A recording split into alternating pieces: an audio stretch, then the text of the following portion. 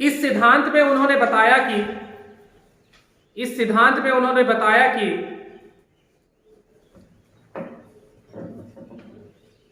मनुष्य के व्यवहार को प्रभावित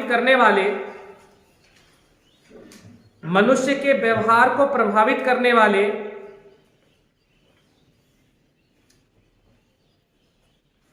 अभिप्रेरणा के दो मुख्य कारक होते हैं। अभिप्रेरणा के दो मुख्य कारक होते हैं, मूल्य परिवर्ती एक्चुअल टेंडेंसी पहला, दूसरा मृत्यु की मूल प्रवृत्ति डेथ टेंडेंसी।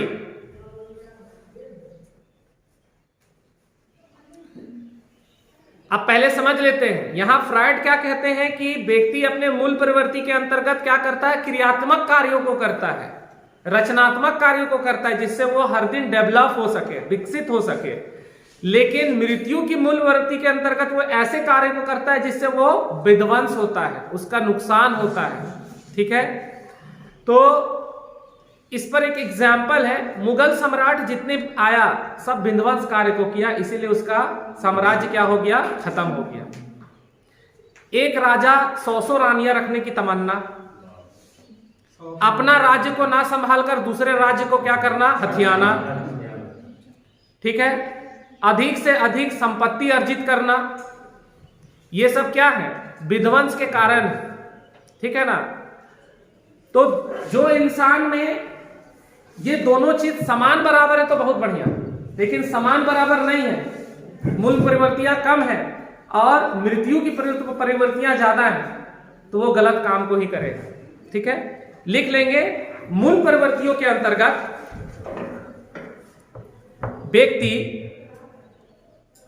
व्यक्ति को रचनात्मक एवं क्रियात्मक कार्यों को करने के लिए प्रेरित करती है। रचनात्मक एवं क्रियात्मक कार्यों को करने के लिए प्रेरित करती है। रचनात्मक क्रिएटिव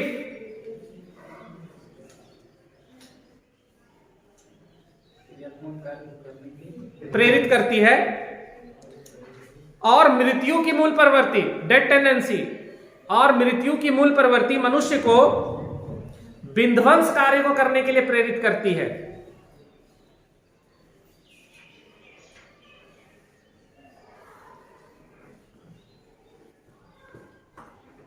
क्लियर है? चलिए चौथा नंबर का सिद्धांत पर आते हैं, अभिप्रेरणा 4th नंबर।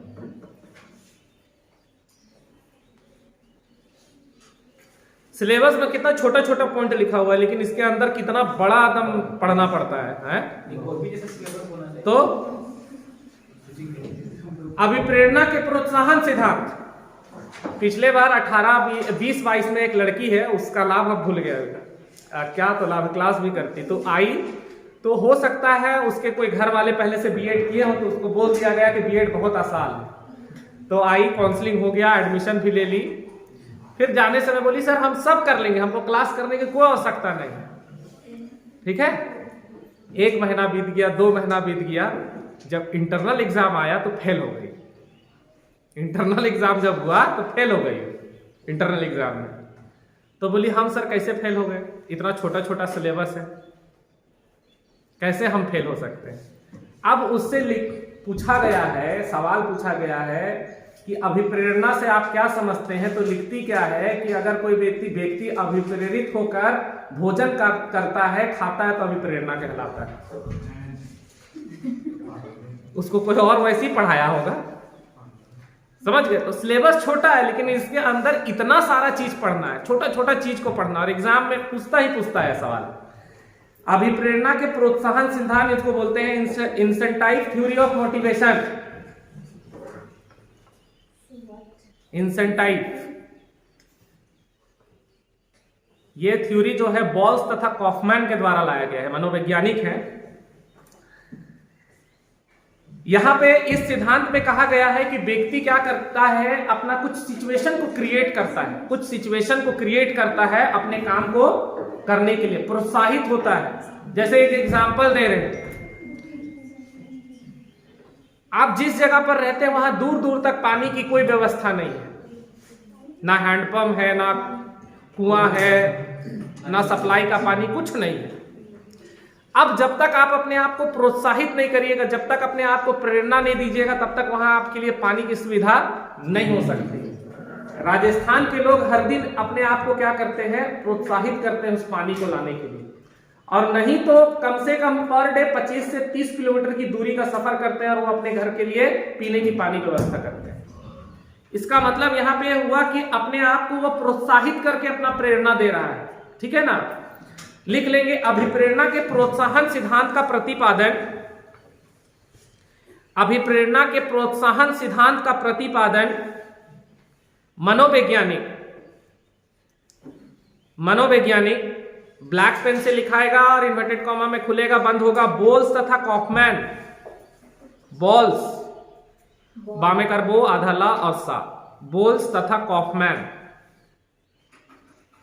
के द्वारा प्रतिपादित किया गया है, बॉल्स तथा कॉफमैन के द्वारा प्रतिपादित किया गया है, कॉफमैन, कॉफ का में चंद्रमा लगेगा, कॉफमैन के द्वारा प्रतिपादित किया गया है। इस सिद्धांत के अनुसार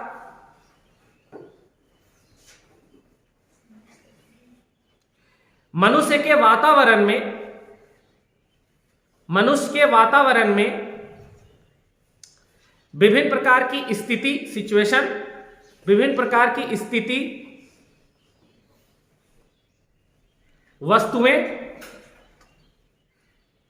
वस्तुएं तथा क्रिया, एक्टिविटी तथा क्रिया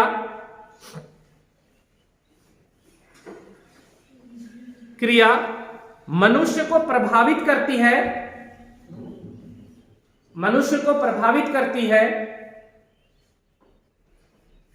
और मनुष्य विभिन्न प्रकार के क्रियाकलाप को करता है, और मनुष्य विभिन्न प्रकार के क्रियाकलाप को करता है।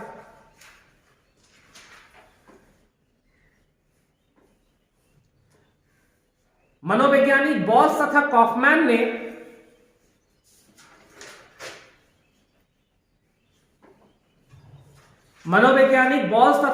कॉफमैन ने इन सभी वस्तुओं एवं क्रियाकलापों को, कॉफमैन ने इन सभी वस्तुओं तथा क्रियाकलापों को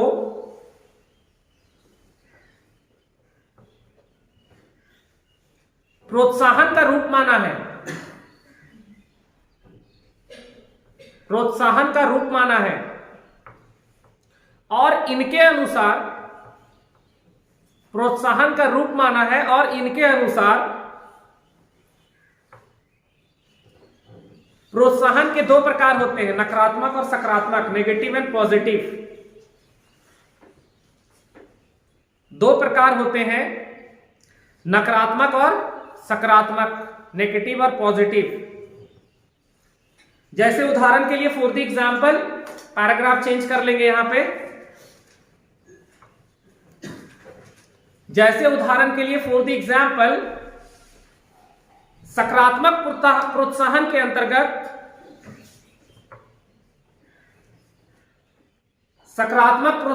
अंतर्गत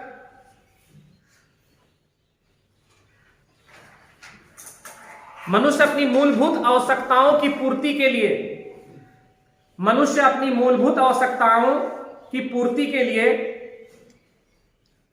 मूलभूत आवश्यकता में रोटी कपड़ा मकान ब्रैकेट में लिख लेना, मूलभूत आवश्यकताओं की पूर्ति के लिए अपने आप को प्रेरित करता है।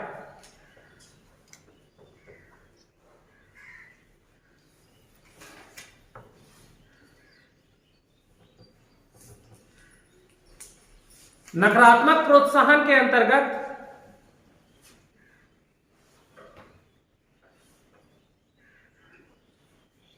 नकारात्मक प्रोत्साहन के अंतर्गत किसी प्रकार की निंदा, दंड,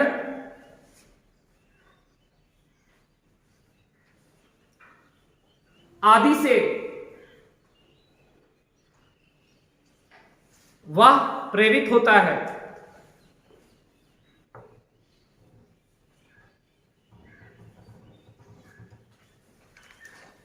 ठीक है। अब निंदा और दंड कभी भी मूलभूत आवश्यकताओं को प्रेरित नहीं कर सकती है, वैसे चीजों को प्रेरित करती है जिस पर मनुष्य नहीं करना चाहता है, उसको हम लोग क्या करते हैं, दंड, निंदा, प्रशंसा, पुरस्कार आदि देकर प्रेरित करते हैं। ठीक है। 5वां नंबर का थ्योरी है अभिप्रेरणा का शरीर क्रिया का सिद्धांत, psychological theory of motivation, psychological theory of motivation, अभिप्रेरणा के शरीर क्रिया का सिद्धांत।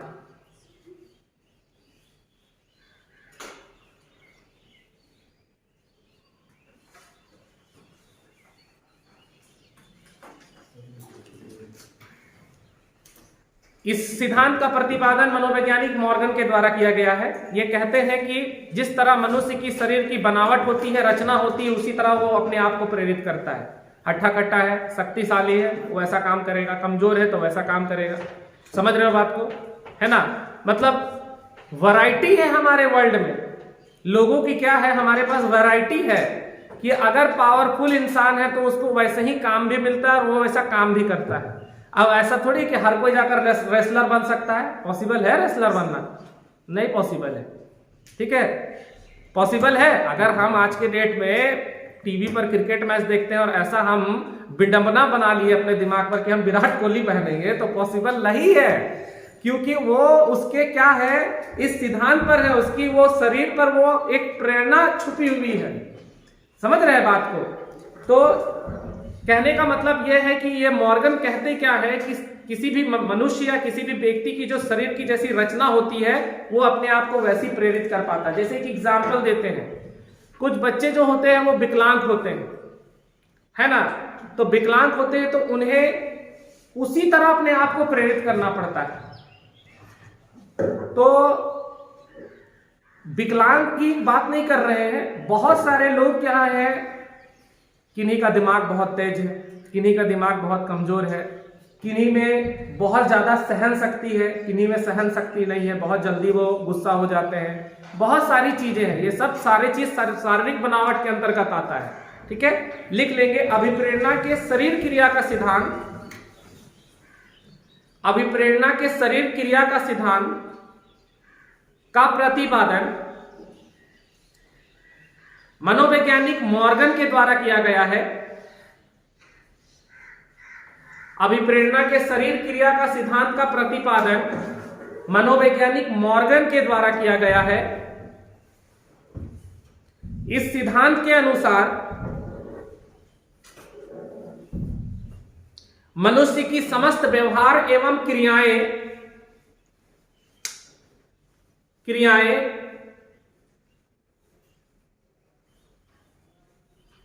का आधार, क्रियाओं का आधार केंद्रीय प्रेरक शक्ति होती है।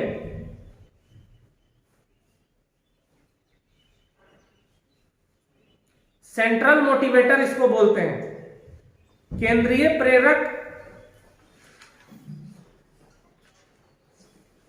शक्ति होती है। अर्थात मॉर्गन का यह मानना है कि, यहां पे अर्थात मॉर्गन लिख रहे हो तो मॉर्गन में इन्वर्टेड कॉमा खुलेगा और बंद होगा भाई, मनोवैज्ञानिक का नाम है।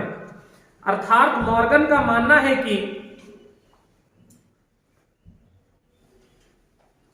किसी भी मनुष्य की प्रतिक्रियाएं एवं विभिन्न क्रियाएं, किसी भी मनुष्य की प्रतिक्रियाएं एवं विभिन्न क्रियाएं, एक्टिविटी, उसके शरीर की बनावट, उसके शरीर की बनावट एवं संरचना पर निर्भर करती है, एवं संरचना पर निर्भर करती है, मतलब उसका जो बॉडी स्ट्रक्चर है उसके पर निर्भर करती है। जैसे उदाहरण के लिए फॉर द एग्जाम्पल,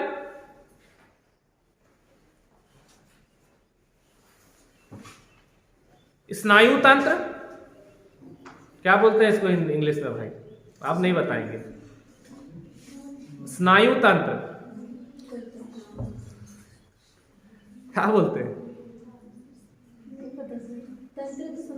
हाँ, तंत्र मतलब क्या? क्या बोलते हैं शशांक? कैसे होगा, कैसे का होगा? सरकारी नौकरी है। नर्व, आप आगे बताओ। नर्व, हाँ चलिए, छोटा छोटा चीज है। रक्त संचार, ब्लड सर्कुलेशन। कैसे तुम लोग डील करोगे सरकारी स्कूल का बच्चा लोग को? ऐसे थोड़े होता है। सबको अगर एक तरफ आम रखा हो और एक तरफ लीची तो सब आम ही लेना पसंद करेगा भाई, है? लीची क्यों? इसीलिए तो एग्जाम्पल दिए अभी। ठीक है, रक्त संचार, ब्लड सर्कुलेशन। स्रावी ग्रंथियां, अब ये बताओ क्या होता है? स्रावी ग्रंथियां। ऑडिटरी ग्लैंड, क्या बोलते हैं इसको? Auditory gland. हाँ वाह, वही। आदि मनुष्य के शरीर में परिवर्तन होते रहते हैं, इसमें चेंजमेंट आते रहता है एज के हिसाब से, और इसी परिवर्तन के फलस्वरूप इन्हीं परिवर्तन के फलस्वरूप एक मनुष्य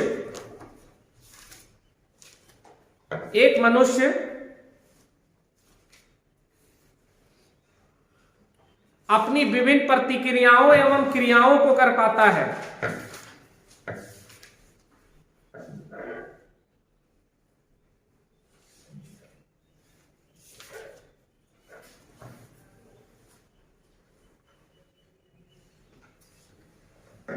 ठीक है,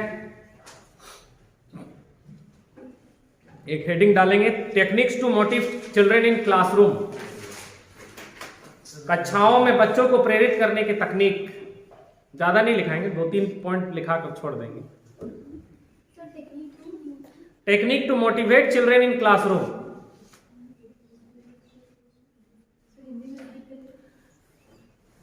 कक्षा में छात्रों को प्रेरित करने की तकनीक।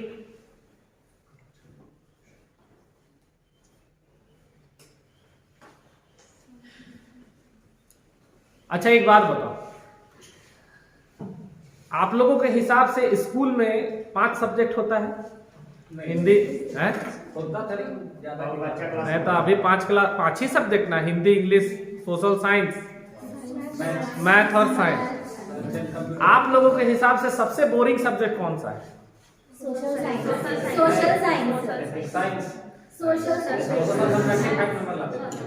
Social science. अच्छा, सोशल साइंस वाले की मेजोरिटी प्लीज हाथ खड़ा करिए। कौन कौन सोशल साइंस के साथ? आपको लगता है कि सोशल साइंस बहुत बोरिंग चैप्टर है तो उसके साथ बोरिंग नहीं है तो हाथ काहे खड़ा कर रहे थे? नहीं, सोशल साइंस आपको ऐसा लगता है कि स्कूल में जो सोशल साइंस पढ़ाई होता है वो बच्चों के लिए या आपके लिए, आपके अकॉर्डिंग बोरिंग है कि नहीं है? ये हमको जरा बताइए। बोरिंग है? किनको किनको लगता है कि साइंस बोरिंग है? क्लियर है? अब यहाँ पे जो जो हाथ खड़ा किए हैं, अगर उनका साइंस से रिलेटेड मेथड पेपर है? नहीं है, सोशल साइंस है। तुम्हारा साइंस है, तुम्हारा क्या है शालिनी? मेरा इंग्लिश है। तो सोशल साइंस में ही आता, आर्ट्स का सब्जेक्ट है। क्लियर है? ऐसे भी इंग्लिश बोरिंग सब्जेक्ट है। अरे भाई मेरा बात तो सुनो, इंग्लिश बोरिंग सब्जेक्ट नहीं बोल रहे, सरकारी स्कूल के पढ़ने वाले बच्चों के लिए तो इंग्लिश बोरिंग सब्जेक्ट है, हम ये कहना चाह रहे हैं। तो आप as a English teacher appoint हो गए हैं, तो आप क्या तकनीक इस्तेमाल करेंगे अपने सब्जेक्ट पर? ठीक है, ताकि बच्चा में इच्छा शक्ति जागृत हो और आप उसको मोटिवेट कर सकें। और उसके दिमाग में खाली बायोलॉजिकल छपा हुआ है। का जो क्षेत्रीय भाषा है उसमें उसको समझा है कि हाँ ऐसे भात खेतोगे। और है तो मतलब जिसका जो लैंग्वेज है उस लैंग्वेज ग्रामर पढ़ाओगे जब सरकारी स्कूल के बच्चों को ना, तो सर संज्ञा सर्वनाम हिंदी में नहीं, जब इंग्लिश में प्रॉपर टेंस पढ़ाना स्टार्ट करोगे, past tense, past continuous tense, ठीक है ना, बच्चा का सब ऊपर ऊपर बाउंस करने लग जाएगा। है? हाँ सर, इंग्लिश वालों को थोड़ा दिक्कत होगा समझने। कहते हैं कि शिक्षक समाज निर्माता होता है। कैसे समाज का निर्माण होगा भाई? है? समझ लो कि एक माँ बाप कितना भरोसा पर तुम लोगों को अपना बच्चा सौंपेगा और उस बच्चा में वो सारे गुण और वो सारा कलाकारी करना है ना। एक टीचर ही एक ऐसा कलाकार है जिसकी तालियां पर्दा गिरने के बाद भी बजते रहती हैं। कलाकार का तो पर्दा गिरा खत्म, उसके बाद हम सारा ऑडियंस उठ जाता है, लेकिन टीचर ही एक ऐसा कलाकार है जिसके लिए तालियां पर्दा गिरने के बाद भी बजते रहती है। डिपेंड करता है कि वो टीचर में कैसा कलाकारी। क्या समझ में आया? तो सबसे पहले आपको उसमें पहला तकनीक है इच्छा शक्ति को जागृत करना होगा आपको अपने सब्जेक्ट के प्रति। अब आपको इच्छा शक्ति जागृत करने के लिए आपको खुद क्रिएटिव होना होगा अपने सब्जेक्ट के प्रति। क्या समझे? तो अब बहुत लोग मास्टर्स में तो कोई कोई अपनी इच्छा शक्ति से रखे होंगे मास्टर्स पे अपना ऑनर्स पेपर, कोई कोई जोर जबरदस्ती में रख लिए होंगे, उनके लिए बहुत तकलीफ की बात है? कोई तो होता है ना कि नहीं हमको अपना मास्टर्स नहीं, अपना ग्रेजुएशन जो है हमको हिस्ट्री से नहीं करना था सर, हम गलती से पॉलिटिकल साइंस से कर लिए, ठीक है। अब ये तकलीफ आप लोगों को क्या बनेगा? दर्द देगा। क्यों? क्योंकि आप उस पर अगर आपकी इच्छा शक्ति नहीं है, आप उसको वहां से अच्छे से पढ़कर नहीं आए हैं, तो आप बच्चों को नहीं पढ़ा पाएंगे। हैं? उसका मतलब यह है कि हमारा जो पेपर है जिस पर हम मास्टरी कर आए हैं और जिस पर हम अपना ग्रेजुएशन कंप्लीट कर आए हैं, उस पर हमारा कमांड होना चाहिए। यही तरीका है ना। हम खुद को जब तक अपना विलनेस को नहीं अगर एक्टिव करेंगे तो बच्चों को कैसे हम विलनेस डालेंगे? समझ रहे बात को? तो फिर से एक एग्जांपल लाइव डालते हैं। अचानक से रेड ब्लड सेल एक टीचर के द्वारा पढ़ाया जा रहा है बायोलॉजी में, अचानक से पिन निकालना और पिन को चुबा देना अपने अंगुली पर और खून का निकलना, पूरा क्लास अचंभे, ये क्या हो गया? और वो बच्चा मरते दम तक उस क्लास को नहीं भूलेगा। याद रखना, क्योंकि वो बोलेगा हमेशा कि हमको आज भी याद है वो टीचर मेरे लिए और उस पेपर को पढ़ाने के लिए खून निकाला था। हाँ, टीचर भी याद रखेगा। सर वैसा रहा तो फिर वो टीचर को तो खून का कम हो जाएगा। अरे वो एक दिन का टेक्निक है। वो तो टेक्निक का मतलब क्या हुआ? हमको पता है आज पहले से कि क्लास का माहौल थोड़ा सा गमहीन है, क्लास में मतलब थोड़ा विलनेस पावर कम है, तो हम पहले से अपने आप को प्लान करके जाएंगे क्लासरूम में ना भाई। है 40 मिनट का जो लेसन प्लान आपको हम बनाने के लिए सिखाएंगे, तो क्यों बनाने के लिए सिखाएंगे? इसीलिए सिखाया जाता है ताकि आप उस 40 मिनट में प्लान कर सके कि आपको वो बच्चा को 40 मिनट में क्या पढ़ाना है, क्या सिखाना है। समझ रहे बात को? कुछ देरी पहले बोल रहा था सबको नींद आ रहा था, भी देखो तो दिमाग में प्लान सेट रहता है कि हमको क्या करना है, किस टीचर का क्लास चला इससे पहले, अच्छा फल्ला टीचर का क्लास चला, आपको पता है क्लास का माहौल कहाँ होगा, तो माहौल को फिर से एक्टिव करने के लिए हमको क्या दिमाग लगाना है हमको पता है। तो ऐसे आप लोगों को पहला टेक्निक है इसका, सीखने की इच्छा शक्ति जागृत करना, विल टू लर्न पहला नंबर का पॉइंट है, पहला नंबर का टेक्निक है। समझ रहे हो? To do. हाँ, खाली नागपुरी में डांस करने से नहीं होगा। हम तो उस दिन इसको देख के आश्चर्यचकित हो गए कि बंगाल का आदमी झारखंड का नृत्य कैसे जानता है, जबकि हम झारखंडी को हम अच्छे से नहीं जानते हैं। 2.5 साल से इतना कॉलेज में प्रोग्राम हुआ, इतना नाच लिए, लेकिन आज तक हम सही से नहीं सीख पाए। और इसको देख लो।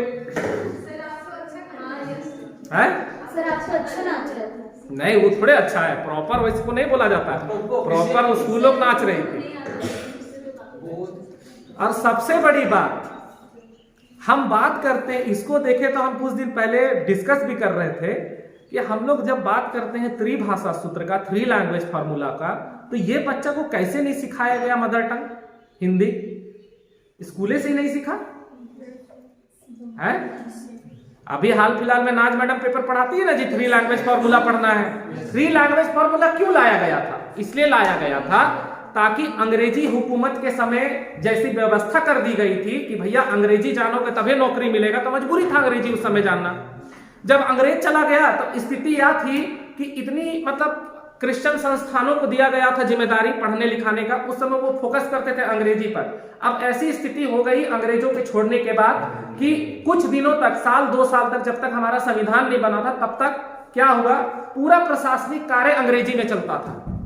तो अंग्रेजी में चलता था, जो लोग अंग्रेजी नहीं जानते थे उनको हिंदी में समस्या होती थी, जो बांग्ला बोलते थे उनको समझने में प्रॉब्लम होती थी। तब इसका सॉर्ट आउट करने के लिए भाषा पर नीतियां बनाई गई। तब त्रिभाषा सूत्र को लागू किया गया कि नहीं भैया, आप त्रिभाषा सूत्र के तहत 3 भाषा से पढ़ाया काम होगा, पढ़ाई लिखाई भी होगा, हर काम होगा। प्रादेशिक भाषा, ठीक है, एक मदर टंग और हिंदी या अंग्रेजी। तो ये सोचने वाली बात है कि जिस जगह से ये बच्चा बिलोंग करता है, जिस स्कूल से पढ़ा, उसका मतलब त्रिभाषा सूत्र को लागू नहीं किया गया है। मतलब अब इसका लाइफ सीमित हो गया है।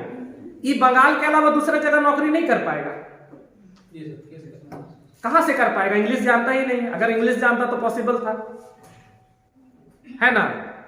चलिए, पहला नंबर का पॉइंट है सीखने की इच्छा। अभी भी बहुत सारे एग्जांपल दिए, बता भी दिए। सीखने की इच्छा शिक्षण अधिगम प्रक्रिया में तथा शिक्षा के क्षेत्र में सीखने की इच्छा शिक्षण अधिगम प्रक्रिया में या शिक्षा के क्षेत्र में अभिप्रेरणा के तौर पर एक मुख्य आधार माना जाता है।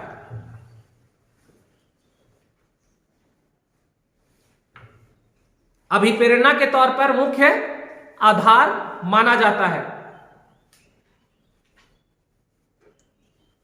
क्योंकि जब तक एक बालक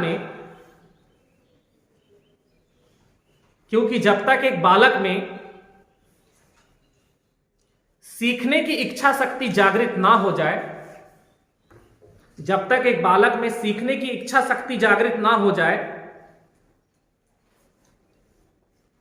तब तक उसे किसी भी विषय वस्तु को नहीं सिखाया जा सकता है।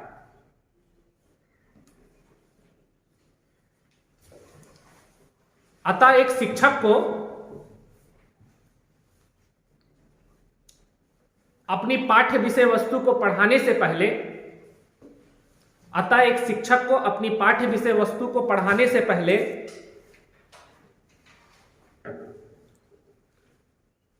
सीखने की इच्छा शक्ति जागृत करनी चाहिए। बालकों के समक्ष सीखने की इच्छा शक्ति जागृत करनी चाहिए। दूसरा है और लास्ट है, क्लास को छोड़ेंगे। दूसरा नंबर का जो टेक्निक है, उद्देश्य एवं लक्ष्यों का ज्ञान, नॉलेज ऑफ पर्पस एंड गोल, उद्देश्य एवं लक्ष्यों का ज्ञान।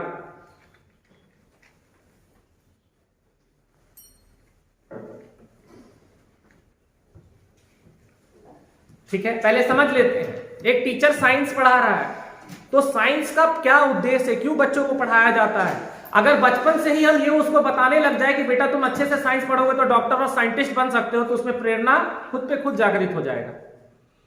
समझ रहे हैं बात को? तो हम लोग क्या करते हैं, बच्चे में वो जो उद्देश्य है, उसके जो ऑब्जेक्टिव्स है, उसको क्लियर ही नहीं करते हैं। ठीक है, अगर कोई बच्चा चाहता है कि हम बहुत अच्छा राइटर बने, तो राइटर बनने के लिए लैंग्वेज पेपर का कमांड होना बहुत जरूरी, चाहे वो इंग्लिश हो चाहे वो हिंदी, वो भी ग्रामेटिकली। तो ऐसा आप उसको शुरू समय से ही प्रेरणा देते जाइए, उसको प्रेरित करते जाइए, अपने उद्देश्य को बताते जाइए। जैसे आज के डेट में जो बच्चा इंजीनियर है, मतलब जो अच्छा खासा IIT खड़गपुर और बहुत ITN से पढ़कर आया है, उसका मतलब है कि उसका मैथ और फिजिक्स पर पहले कमांड अच्छा रहा होगा, तभी तो JEE मेंस में वो इतना अच्छा रैंक लाया, तब उसका हुआ वहां पर, है ना। उसका मतलब ये है कि उसको बचपन से वैसा मोटिवेशन मिला होगा, उसका ऑब्जेक्टिव क्लियर था। ठीक है ना। तो सब्जेक्ट का ऑब्जेक्टिव बच्चे के सामने क्लियर रहना चाहिए कि बच्चा तुम ये चीज पढ़ रहे हो अभी, तो इसका आगे चलकर क्या फायदा होगा, तब जाकर वो क्या हो सकता है, मोटिवेट हो सकता है। ठीक है, लिख लेंगे शिक्षकों को अपने पाठ्य विषय वस्तु को पढ़ाने से पहले, शिक्षकों को अपने पाठ्य विषय वस्तुओं को पढ़ाने से पहले उस पाठ्य विषय वस्तु के उद्देश्य एवं लक्ष्य, उस पाठ्य विषय वस्तु के उद्देश्य एवं लक्ष्य बालकों के समक्ष स्पष्ट रूप में बता देना चाहिए। बालकों के समक्ष स्पष्ट रूप से उद्देश्य एवं लक्ष्य को बता देना चाहिए, ताकि बालक उस उद्देश्य और लक्ष्य को जानकर, ताकि बालक उस उद्देश्य एवं लक्ष्य को जानकर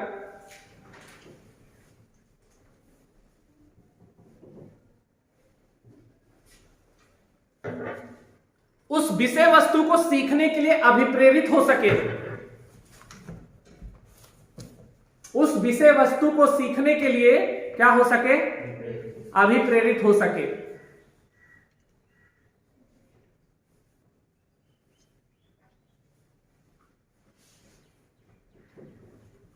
विद्यालयों में प्रतियोगिता का आयोजन, नेक्स्ट पॉइंट डालकर छोड़ दीजिए, कल बताएंगे। Arrangement of competition in school